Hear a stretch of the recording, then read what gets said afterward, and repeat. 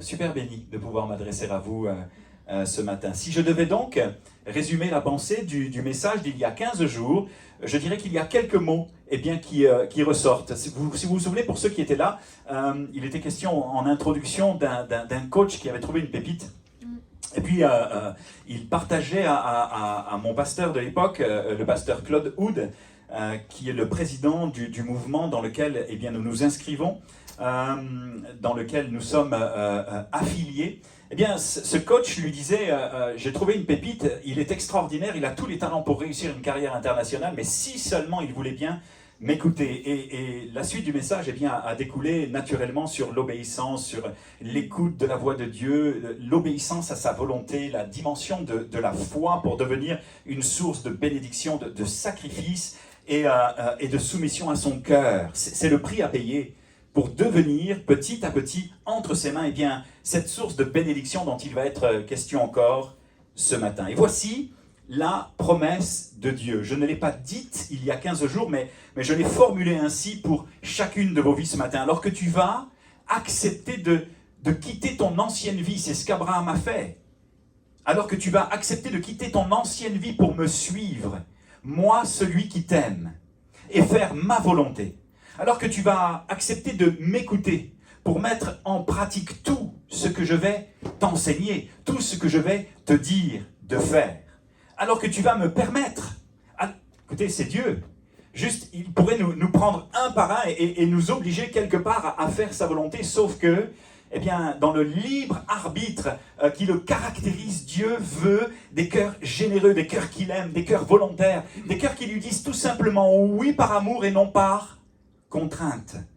C'est juste incroyable. Si tu acceptes que je te coach, si tu voulais me permettre de te coacher, de m'occuper de toi, de te prendre en main pour marcher avec moi pas à pas sur le chemin de la vie, afin que je te console, que je te guérisse, que je te relève, que je te restaure et que je te comme propulse dans les rêves, les plans et les projets que j'ai formés pour toi.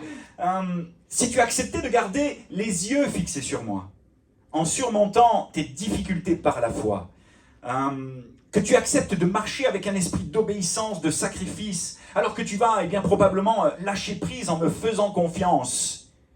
Si simplement tu acceptais de plier le genou devant moi, devant ma face, en cessant inlassablement de me résister, alors je pourrais faire de toi une véritable, sans commune mesure, source de bénédiction. Tu deviendras, tu seras, et c'est la promesse de Dieu pour toi, une source de bénédiction. Il y a 3 versets à retenir dans le message il y a 15 jours.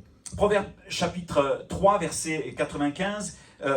J'ai dit chapitre 3, verset 95, c'est l'inverse. Chapitre 95, verset 3. « Car l'Éternel est un grand Dieu. » C'est juste beau à lire. « Il est un grand roi au-dessus de tous les dieux. Il tient sa main dans les profondeurs de la terre et les sommets des montagnes sont à lui.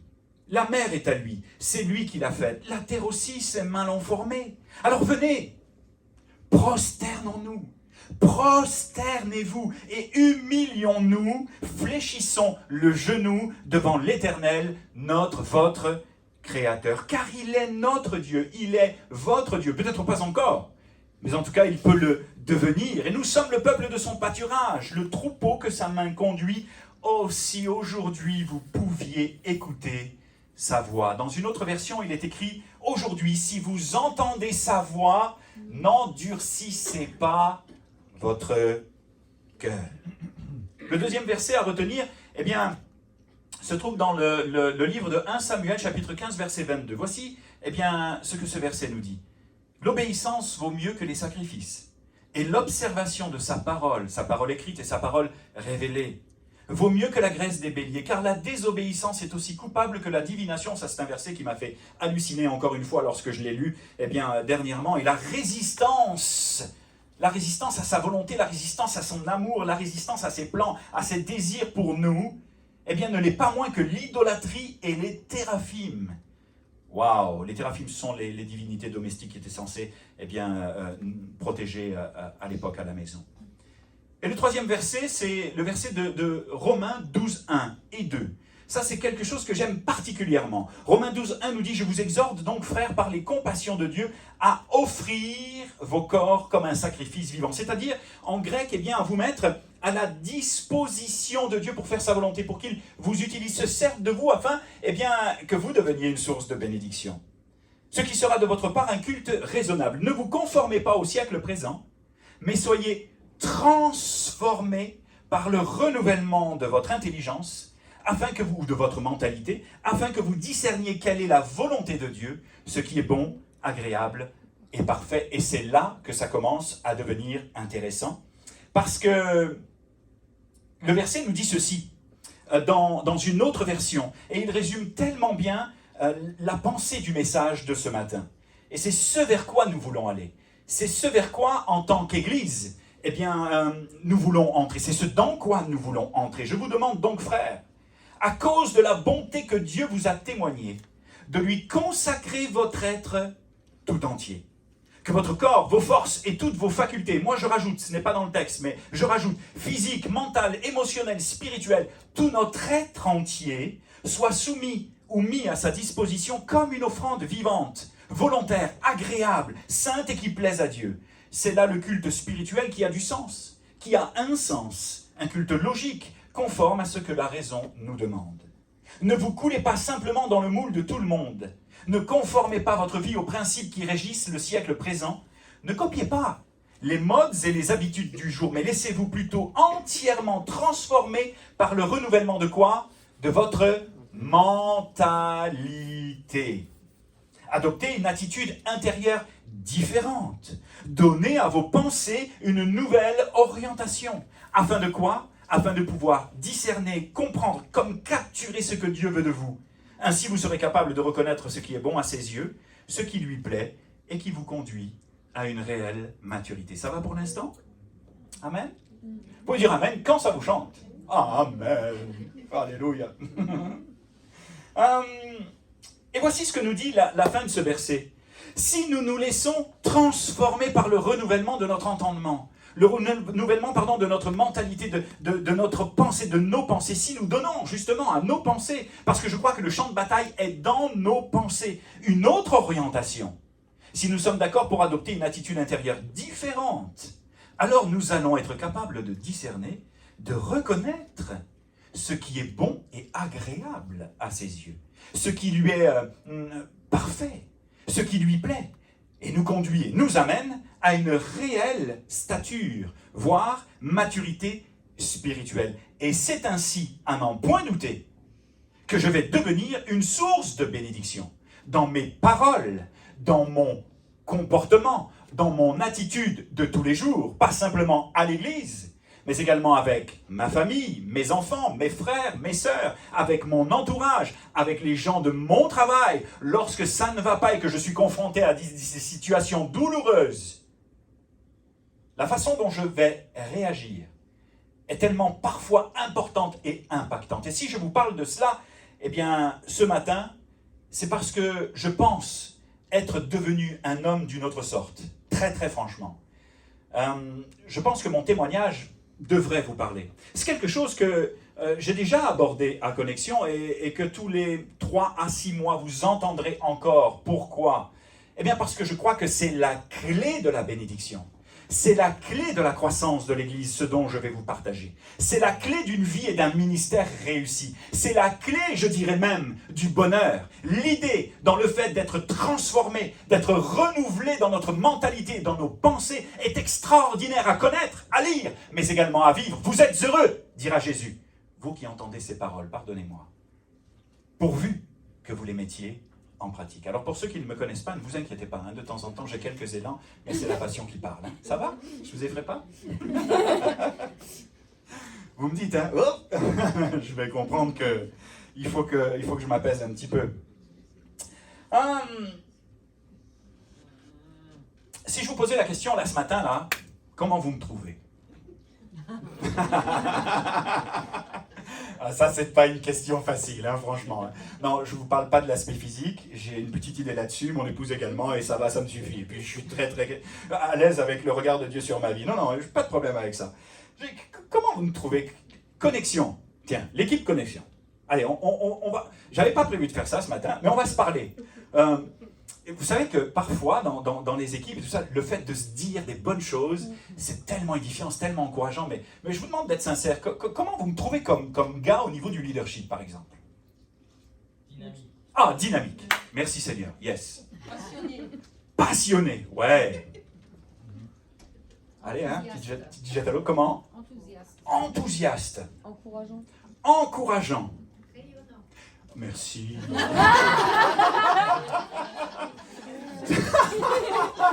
Rayonnant. The sun is shining on me. Yes, sir. Rayonnant. Tellement beau. Oh, tellement beau.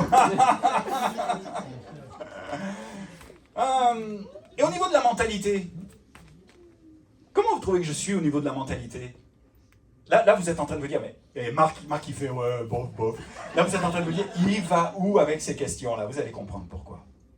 Comment vous me trouvez au niveau de la mentalité? Au niveau du minding, du focus, au niveau de comment on avance, au niveau de tout ce qu'on apprend à Connexion dans notre équipe et de la façon dont on est censé embrasser la mentalité du royaume de Dieu. Nous tirant toujours vers le haut. C'est étonnant, parce que moi, il y a 20 ans, j'étais quelqu'un qui me tirait toujours vers le bas. Et tout ce que vous êtes en train de me dire, c'était pas moi il y a 20 ans. J'étais bien loin de ressembler à l'homme que je suis aujourd'hui, en toute modestie, et je sais que j'ai encore beaucoup de progrès à faire. Si vous êtes d'accord avec moi, je vais vous partager une petite portion de ma vie. Je suis né...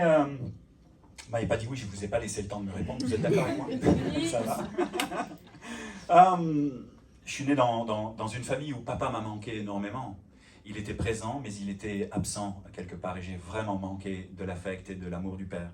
Et j'ai grandi avec une sorte de colère et de réaction face à l'injustice, parce qu'il y a des choses qui me semblaient être injustes dans ma vie. Et quelque part, j'ai commencé à nourrir colère intérieure, des choses que je n'osais pas toujours verbaliser et toujours dire. J'ai commencé à nourrir toutes sortes de mélanges dans mes pensées, des pensées justement qui me tiraient vers le bas au lieu de me tirer vers le haut. Et j'étais quelqu'un qui râlait tout le temps. Est-ce que vous y croyez à ça? Non. Ouais. J'étais quelqu'un qui râlait pour un oui et pour un non. Jamais content de ci, jamais content de ça. Et vous savez, j'étais déjà chrétien. Cela faisait quelques années, une dizaine d'années que j'étais né de nouveau. Né de nouveau, c'est-à-dire que j'étais né à la vie d'en haut, à la vie de Dieu, et que Dieu m'avait, m'avait donné une nouvelle vie. J'étais censé marcher en nouveauté de vie, comme les Écritures nous l'apprennent, mais il y avait quelque chose encore que le Seigneur devait régler dans ma vie. C'était ce manque du Père, et à chaque fois que j'avais une figure d'autorité dans ma vie qui était censée refléter celle du Père, et que le comportement ou les choses de la vie de cet homme, il était censé dire les choses et il ne les faisait pas. Ça faisait monter une colère dans mon cœur, et il fallait que je me mette en confrontation avec cet homme. Et je dois vous dire qu'à l'église Nouvelle Vie, j'ai jamais osé le faire devant lui, j'ai jamais osé le confronter parce que je le respectais énormément, mais à l'église Nouvelle Vie, j'ai beaucoup râlé. Et ça a été le drame de mon cœur. L'église Nouvelle Vie, c'est l'église dans laquelle le Seigneur nous a envoyés pendant des années nous former. L'église du pasteur Claude Houd, vous pourrez regarder sur Internet, église Nouvelle Vie. Et c'était un tel privilège de servir avec cet homme-là, mais lui n'y était pour rien. J'avais quelque chose à régler dans mon cœur. Et il fallait tout le temps que je rentre en contestation, que je ne sois pas d'accord pour ci, que je ne sois pas d'accord pour là. Et ça polluait ma vie.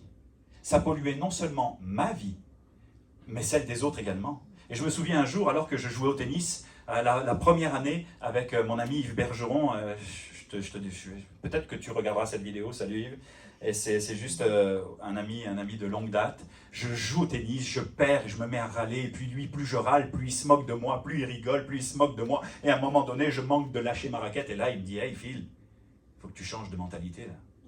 Il y a quelque chose qui ne va pas. » Et c'est à partir de ce moment-là, que le Seigneur a mis le focus sur la dimension de mes pensées qui étaient tordues, qui n'étaient pas en ordre, qui n'étaient pas celles du royaume de Dieu, mais qui étaient l'image et le reflet d'un homme tout simplement blessé que le Saint-Esprit pouvait relever. Alors, devant cet état de fait, je me suis vraiment repenti. Parce que j'ai compris que c'était mal. de râler tout le temps en aparté, et ainsi de suite, et puis de jamais être content, et puis de protester, et puis d'être vindicatif. J'ai compris que ça n'honorait pas le Saint-Esprit, que ça blessait son cœur. Et à un moment donné dans ma vie, eh bien, je me suis dit, Seigneur, voilà, me voici devant toi, transforme-moi. Et je dis souvent, eh bien, que Dieu m'a montré, si vous me suivez depuis un an et demi maintenant, Dieu m'a montré quel genre d'homme j'étais. Mais surtout celui que je pouvais devenir. Et j'ai compris, bien sûr, que le problème, ce n'était pas les autres, mais qu'il était au fond de mon cœur. Et à un moment donné, on a même rencontré un prophète dans une église qui ne me connaissait ni d'Adam ni d'Ève, qui me pointe du doigt et qui me ressort des trucs de mon enfance que je croyais avoir réglés. Moi aussi, j'avais des valises de souffrance et de douleur, au niveau d'une très mauvaise estime de moi-même parfois, que j'ai dû déposer aux pieds du Seigneur pour me soumettre à sa volonté, à ses désirs, afin qu'il me guérisse, me transforme, me console et fasse de moi une source de bénédiction. Si tant est que je puisse l'être, bien sûr. C'est pas toujours facile, nous restons des hommes et des femmes. En tout cas, je suis en chemin. Mais si je me retourne sur mes 20 ans passés et que je regarde ce que le Seigneur est en train de faire dans la vie de mon épouse et ma vie, je peux juste lui dire, waouh, merci. Merci parce que tu es ce divin berger, ce divin consolateur, et ce docteur tellement incroyable qui a su me comprendre, me connaître et m'amener là où jamais je n'aurais espéré aller. Je ferme la parenthèse, mais quand même, je dois vous poser une question. Est-ce que ça vous parle? Un peu quand même, n'est-ce pas? Mais parce qu'on est tous pareils. Et il n'y a pas de condamnation. Comprenez dans mes propos là qu'il n'y a pas de condamnation. Je veux aussi, croyants, croyantes, non-croyants, peut-être les personnes qui viennent pour la première fois, vous tirer vers le haut et vous donner de découvrir un Dieu avec qui tout devient possible. Une nouvelle vie si merveilleuse et si extraordinaire. Il t'aime et veut se révéler à toi ce matin dans cette dimension-là parce qu'il a prévu pour toi des rêves et des projets, des plans merveilleux, de paix et non de malheur, afin de te donner un vrai avenir et de l'espérance. Que tu deviennes entre ses mains une véritable source de bénédiction. J'ai senti progressivement le Seigneur faire de moi, encore une fois, même si j'ai des progrès à faire, eh bien une véritable source de bénédiction, d'encouragement. Et j'ai expérimenté qu'il y a une vraie puissance, les amis, dans le fait de retenir ce qui est bon, dans le fait de parler un autre langage, ne serait-ce que dans mon couple, dans mes relations professionnelles et à l'église. Et c'est pourquoi je ne lâche pas mon équipe. Demandez-leur. C'est pourquoi je ne vous lâcherai pas, les amis. Parce que je sais que Dieu veut faire de vous une source de bénédiction, de la même de ce que vous imaginez. Parce que Dieu nous prend à un point A pour nous amener à un point B. Et entre le point A et le point B, il y a toujours des douleurs, il y a toujours des souffrances, il y a toujours des incompréhensions, il y a toujours des brisements. Mais entre ce que tu es au point B et ce que tu as été au point A, ça n'aura d'aucune commune mesure que ce que Dieu est capable de faire dans ta vie. Parce que lui seul est capable de le faire. Je ne sais pas si c'est français ce que je viens de vous dire, mais en tout cas, vous avez compris la pensée. Je ne lâche pas mon équipe de leaders, que Dieu appelle à être une source de bénédiction. Et je leur dis souvent, les amis, il faut penser autrement. En termes de générosité, il faut penser royaume de Dieu en termes de générosité. Il faut penser autrement, royaume de Dieu, et non pas humainement à la lumière de nos blessures, de notre passé, de notre éducation et de tout ce qui nous a fait souffrir. Non, à la lumière du royaume de Dieu, il faut penser autrement, en termes de don de soi, en termes de sacrifice, de vision, de possibilité. Il faut penser littéralement autrement, en termes de foi, de discipline, d'obéissance, de confiance, de mise à l'épreuve même, et de mise à part. La barre est haut. Je n'ai pas fait la faute. Des fois, je dis la barre est haute. Mais Sandrine est une excellente enseignante en français et m'a appris à dire la barre est haut. Donc je suis fier de moi ce matin, la barre est haut. Vous comprendrez que je ne me prends pas au sérieux, j'aime avoir un peu d'humour et puis vous dire que je suis un homme de la même nature que vous et qu'on est tous ensemble embarqués bien dans le même bateau et on tend à ces choses. La barre est haut, mais l'idée de Dieu, c'est de faire de chacun d'entre nous une source de bénédiction. Des hommes et des femmes inspirés et inspirants, qui vont impacter leur génération. Tu seras une source de bénédiction, quel que soit ton passé, quelles que soient tes valises, quelles que soient tes coups et blessures, quelle que soit ton éducation tordue peut-être, quels que soient tes manques, quelle que soit ta carrière professionnelle réussie et tout ce qui ne t'a pas manqué dans ta vie, il te manque l'essentiel, Jésus-Christ. Tu seras avec lui une source de bénédiction. Alléluia. Je voudrais revenir pour terminer mon message, qui se veut court ce matin, mais particulièrement précis dans cette dimension-là, et bien sur Romains 12.2, dans la version Parole vivante. Ne vous coulez pas simplement dans le moule de tout le monde, ne conformez pas votre vie aux principes qui régissent le siècle présent, ne copiez pas les modes et les habitudes du jour, laissez-vous plutôt entièrement impacter, transformer par le renouvellement de votre mentalité. Adoptez une attitude, je l'aime, ce verset intérieur différent. Donnez à vos pensées une nouvelle orientation afin de pouvoir discerner ce que Dieu veut de vous. Ainsi, vous serez capable de reconnaître ce qui est bon à ses yeux, ce qui lui plaît et qui vous conduit à une réelle maturité. Et tout ce que je veux vous apporter ce matin est capsulé dans ce verset, et particulièrement dans la notion de transformer. Vous me suivez pour la deuxième partie? Je ne serai pas très long. Ça va? Faites-moi un petit... Oui. Ok, super, merci. Transformer en grec nous ramène à un mot très très intéressant qu'il faut que l'on découvre ensemble, c'est métamorphou. Soyez métamorphou par le renouvellement de vos pensées. Métamorphou a donné... Métamorphosé. Exactement, métamorphosé. On pourrait juste retraduire ce matin cette portion du verset de Romains 12 ainsi. Laissez-vous plutôt entièrement métamorphoser. Par quoi? Par tous les efforts que vous allez entreprendre. Yes sir. C'est pas ça. Non. Laissez-vous plutôt métamorphoser en allant chez le psy, ce qui peut avoir à certains égards quelques bénéfices. Et vous allez voir là, waouh! Non, ça suffit pas. Laissez-vous plutôt entièrement métamorphoser par le renouvellement de votre intelligence, et vous allez comprendre comment dans un tout petit instant. Parce que c'est intéressant, parce que la définition de métamorphose dans le Larousse est la suivante. C'est le changement d'un être en un autre. Le léopard peut-il changer ou effacer ses tâches? On ne peut rien par nous-mêmes. Même si on essaye, et si on arrive à quelques progrès parfois. Transformation totale d'un être au point qu'il n'est plus reconnaissable. Modification complète du caractère, de l'état de quelqu'un, de l'aspect ou de la forme de quelque chose. Quelle métamorphose! Il était violent, il est devenu doux comme un agneau. Il était alcoolique, il ne boit plus. Il disait tout le temps des insanités et maintenant il est propre. Waouh, c'est incroyable comment il a changé. Oh, la métamorphose. Wow! Et vous en avez certainement connu dans vos vies. En fait, la métamorphose, vous me suivez? Oui. Est quelque chose de visible. C'est quelque chose qui se voit à l'œil nu, qui saute aux yeux. Et elle s'opère d'après un processus, c'est là le secret, dont seul le Saint-Esprit a le secret. Je ne vous en ai pas dit plus, vous n'en saurez pas plus ce matin. Je ne sais pas comment il fait. Si, plus ou moins. Au travers de l'épreuve, parfois, au travers du brisement, au travers du coaching, au travers du fait d'accepter son verdict, au travers de la foi qu'il renouvelle et qu'il augmente, au travers de la révélation qu'il nous donne de sa personne, au travers de tellement de choses qui nous concernent. Et souvent, d'une personne à l'autre, ça diffère, selon notre capacité justement d'obéir ou pas. Et le Saint-Esprit a le secret de ces choses. Et cela commence comment? Par le renouvellement de notre intelligence et de notre mentalité. C'est surnaturel, c'est vraiment divin. Il s'agit d'un travail ou d'une transformation d'abord intérieure dans notre façon de penser et de voir les choses pour une métamorphose extérieure et visible. Et c'est là que ça devient de plus en plus passionnant.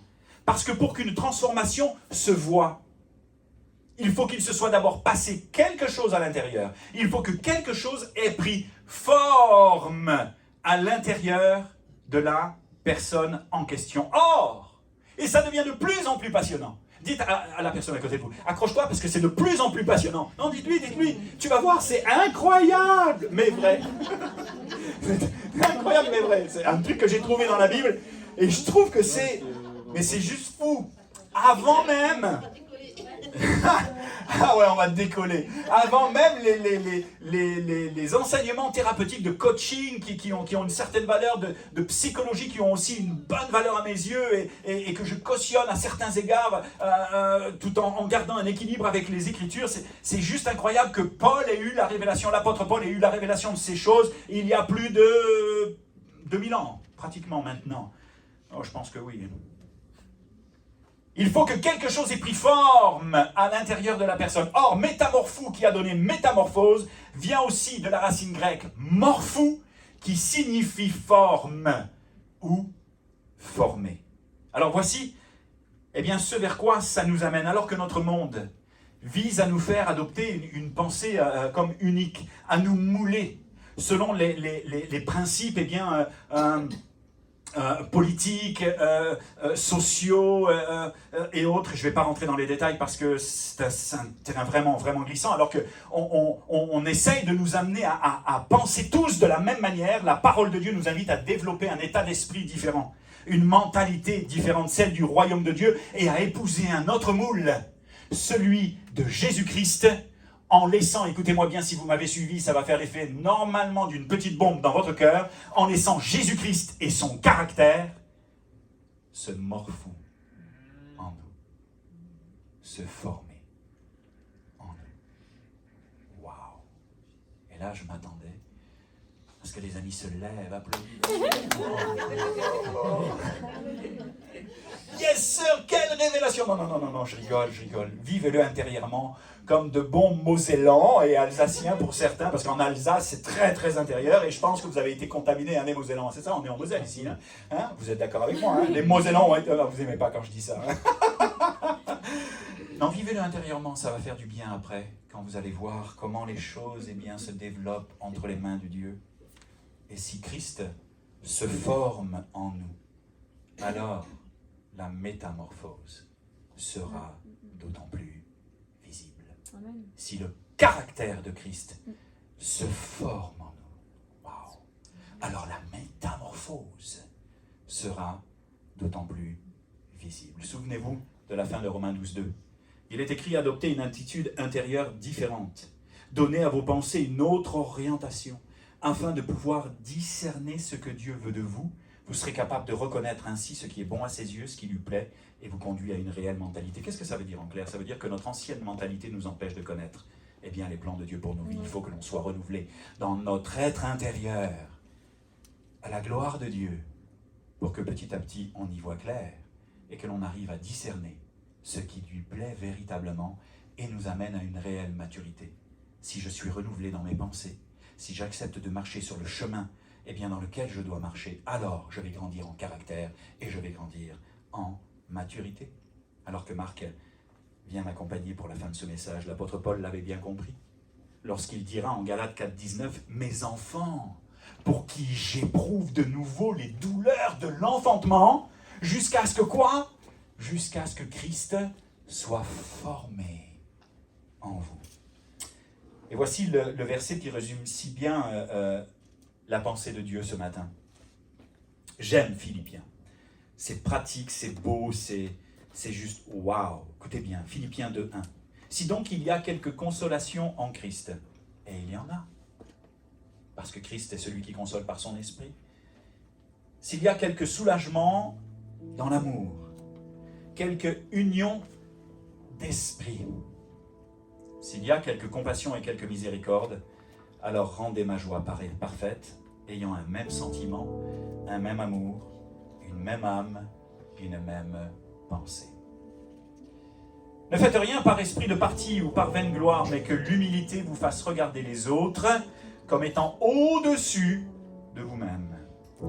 Que chacun de vous, c'est valable dans n'importe quelle sphère de l'Église, en tant que croyant, que chacun de vous, au lieu de considérer ses propres intérêts, considère aussi et surtout ceux des autres. Ayez en vous les sentiments, les pensées qui étaient en Jésus-Christ, lequel existant en quoi? En forme de Dieu. en forme de Dieu. Waouh! N'a point regardé comme une proie à arracher d'être égal avec Dieu. Mais il s'est dépouillé lui-même. Il a comme enlevé son manteau de gloire pour se mettre à nu devant nous. C'est une image. En prenant une forme de quoi? De serviteur. Et c'est ça à quoi Dieu nous appelle. À nous servir les uns les autres. À devenir serviteurs les uns des autres. À ne pas regarder nos intérêts, mais à considérer les tiens.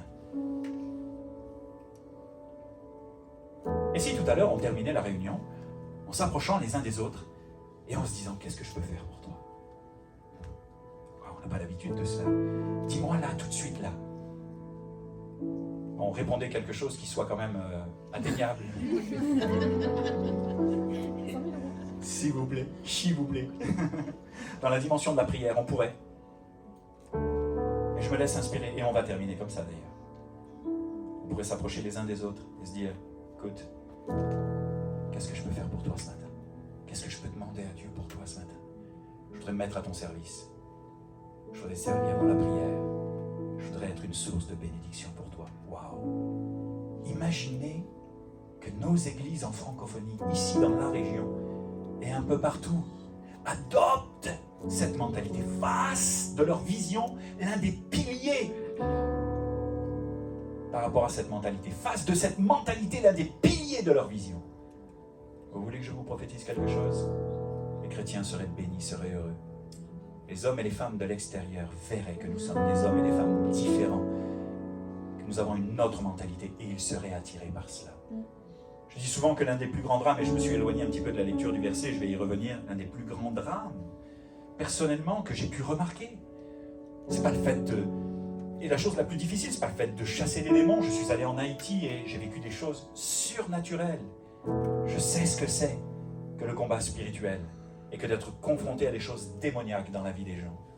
Oh, c'est pas dur, parce qu'il suffit d'avoir la foi au nom de Jésus. Et il se passe quelque chose, une petite fille, vous m'avez déjà entendu témoigner de cela, mais ça va être bon à entendre pour les personnes qui viennent pour la première fois, une petite fille qui était atteinte de teigne et de gale. On prie pour elle, elle s'évanouit. Il y a des manifestations qui ne sont pas normales, des manifestations diaboliques. Elle s'évanouit. Là, moi, je ne prie plus pour elle, je prie pour moi, parce qu'on est en Haïti, si elle ne se réveille pas, vous avez compris? 20 minutes après, elle se réveille. Tout va bien. Elle se met à genoux, elle commence à louer, à adorer Dieu, elle commence à prier pour les gamins qui étaient là. On était vraiment dans une réunion juste incroyable, à ciel ouvert. Ça faisait longtemps que le pasteur de l'église n'avait pas vécu cela avec son épouse. Il se réjouissait vraiment de ce que Dieu était en train de bénir les jeunes. 3 jours plus tard, la petite, elle revient complètement guérie. Un pot de bébé, plus de teigne, plus de gale. Dieu guérit encore aujourd'hui. Mais c'est pas difficile, c'est lui qui le fait. Vous comprenez ce que je veux dire?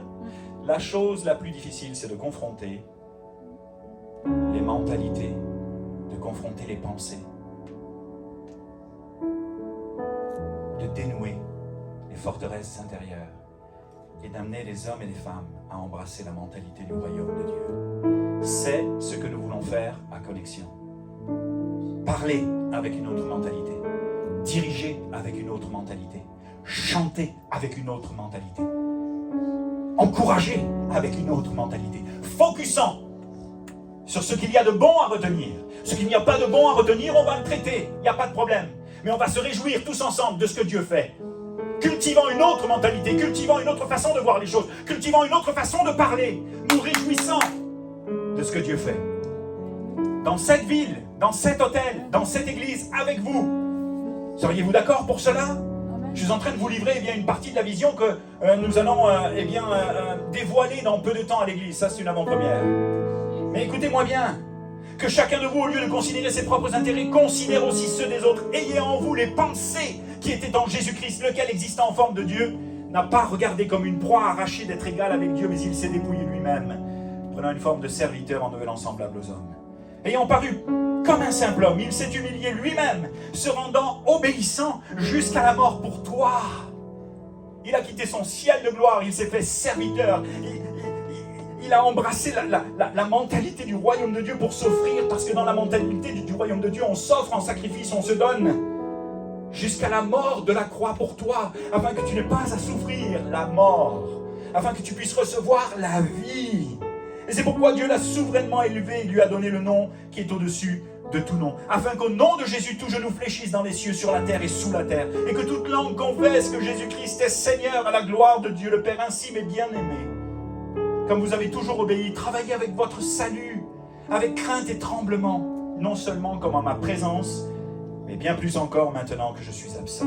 Écoutez bien, car c'est Dieu qui produit le vouloir en vous, le vouloir et le faire selon son bon plaisir. Produire, c'est agir puissamment, c'est aider quelqu'un à aller dans le sens dans lequel Dieu veut le faire aller. Le mot vouloir, c'est désir. Il manifeste avec puissance dans nos cœurs le désir qu'on ait à l'esprit l'intention de le servir, l'intention de lui donner nos vies. C'est lui qui produit en vous le vouloir et le faire selon son bon plaisir. Faites toutes choses sans murmure ni hésitation. C'est pas moi qui le dis, c'est la Bible. La notion de murmure, c'est marmonner en secret. C'est débattre, c'est parler en secret. C'est murmurer, grommeler, grogner, dire des choses toutes basses. Écoutez bien, murmurer en grec, c'est le roucoulement des colombes. Quand ton épouse commence à murmurer, dis-lui, chérie, arrête de roucouler comme une colombe. Mais quand ton époux se met à râler aussi, à murmurer, à grommeler, dis-lui, tu as le droit, c'est biblique, arrête de roucouler comme une colombe. Chérie, enfin.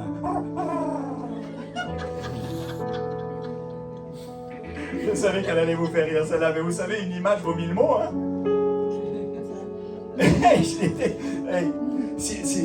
Si un jour Timo râle, ils vont bientôt se marier, donc là vous avez en direct la préparation au mariage. Si un jour Timo râle, t'as qu'à lui faire. Si un jour elle râle, tu lui fais. Pas. Mais arrête de roucouler comme une colombe, arrête de râler tout le temps. Murmurer dans le grec, c'est ceux qui se plaignent en permanence. Faites toutes choses sans murmure, en arrêtant de roucouler comme des colombes, sans murmure ni hésitation. Et la notion d'hésitation, c'est les pensées d'un homme délibérant avec lui-même. Arrête de ruminer, parce que c'est de l'abondance du cœur que la bouche parle. Parle le langage du royaume de Dieu. Pense le langage du royaume de Dieu. Ce royaume qui te tire vers le haut. Pense, royaume de Dieu. Sois renouvelé dans tes pensées et deviens une source de bénédiction ce matin. Alléluia. Afin que vous soyez irréprochables. Irréprochables, c'est à l'abri du blâme. Et purs, c'est sans mélange de mal. Des enfants de Dieu irrépréhensibles, sans reproche, au milieu d'une génération perverse et corrompue, parmi laquelle vous brillez comme des flambeaux dans ce monde, portant la parole de vie. Je pourrais me glorifier au jour de Christ, de n'avoir pas couru en vain, ni travaillé en vain. Alléluia. C'est notre intention pour vous ce matin. Je peux comprendre que ça soit peut-être pas forcément facile à entendre, mais il y a encore de sa bouche et de la mienne, parce que je me fais le porte-parole de Dieu ce matin avec humilité, aucune condamnation. Oh non. Il y a tellement de potentiel dans vos vies, il y a tellement de possibilités, il y a tellement de choses incroyables que le Seigneur veut transformer. Seriez-vous d'accord pour un tel programme? Ça vaut le coup. Sérieusement là, les amis. Ça vaut la peine. Métamorphose. Morpho. Christ en nous. Ça